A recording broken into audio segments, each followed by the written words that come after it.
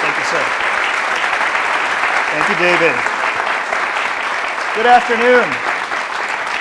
My name is Louis Schiff. I'm the executive director of Inc. Magazine's Business Owners Council. And that's a membership organization based here in the New York area for business owners. And seated below me in the first few rows here are many of the members of that council. Ross Miller of Hanover Fire and Chip Nyborg of Tri-State. Each of these individuals are business owners in their own right. Many of them are members of Inc. Magazine's Inc. 5000, the fastest growing list of private companies in America. Now, Howard Schultz is the very kind of entrepreneur our members aspire to be. And it has nothing to do with wealth or fame per se. He's an inspiring leader, committed to building an organization based on the values that he holds dear, and a belief that a company can be about more than just dollars and cents. In 2007, Howard rejoined his business in the role he once held, Chief Executive Officer. In the years immediately prior to that, he had taken on a more strategic role outside of the day-to-day running of the company to oversee the global expansion of the company and the brand. What drove him to come back into the CEO suite in the role of turnaround CEO during Starbucks' darkest hour is the subject of Howard's new book, Onward, which each of you will be receiving today. Thank you, Howard, for being here with the members of the business owners community of New York. Thank you, Louis.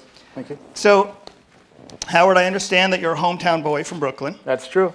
Which means the first question is, is Yankees or Mets?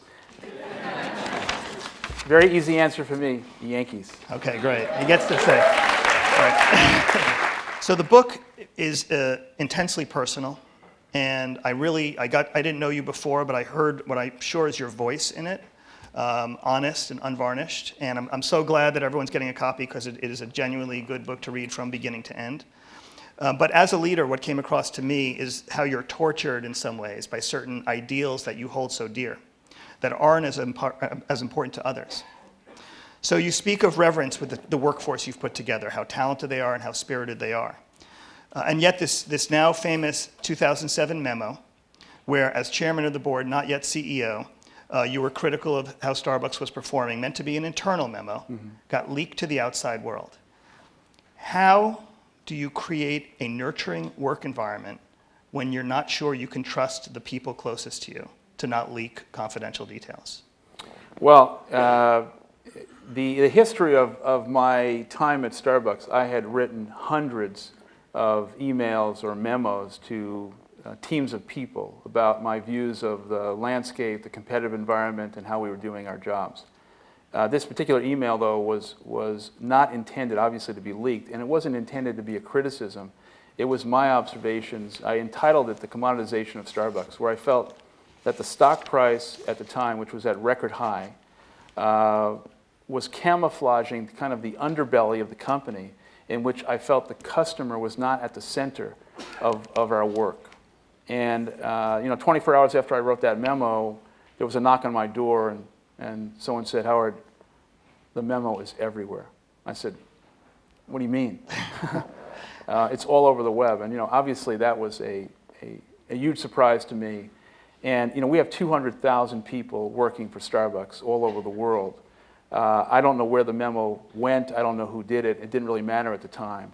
And it wasn't about fracturing trust or betrayal. It was about this new world order we live in where nothing is private anymore. But the truth of the matter is that memo, in a very unique way, became a catalyst for a level of conversation that perhaps we would not have had it not gotten out.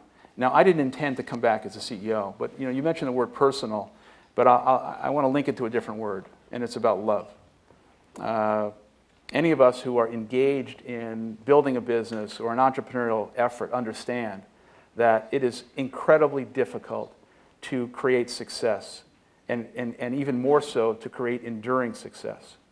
And the things that I think are about success in business is not only personal, but having unbridled enthusiasm and love and passion and almost willing to do anything for the enterprise. And that is how we got here. And I felt that it wasn't the fact that we had lost that, but it was being subordinated by things that I felt did not matter as much. The success of Starbucks for 15 consecutive years as a public company we were literally on this magical carpet ride where everything we did in every city, every country, every initiative, almost without trying, was working. And what it produced was a level of invincibility where people felt almost a set of hubris and complacency began to establish in the company, and I felt it was like a virus. And because of my love of the company, I just said, we can't continue like this. And in a sense, what that ended up doing was I came back to the company because I felt a deep responsibility to 200,000 people and their families to restore the company back. Now, when I came back in January of '08, I never imagined at the same exact time we were going to be in the middle of this cataclysmic financial crisis, which was going to turn the world upside down, and Starbucks as a discretionary purchase was going to be subject to such pressure.